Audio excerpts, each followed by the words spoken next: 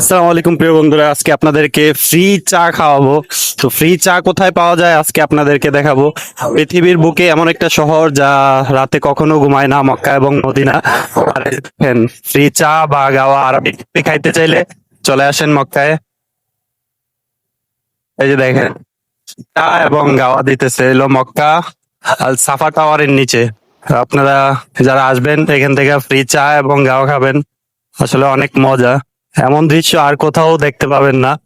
তো একমাত্র মক্কায় এই যে ফ্রি চা এবং গাওয়া। মাশাআল্লাহ, তাবারাকাল্লাহ। তো সবাই নিচে অবশ্যই মাশাআল্লাহ লিখে যাবেন, ভিডিওটি শেয়ার করে দিবেন। আর এটার লোকেশন হইলো 1 নম্বর WC'র সামনে।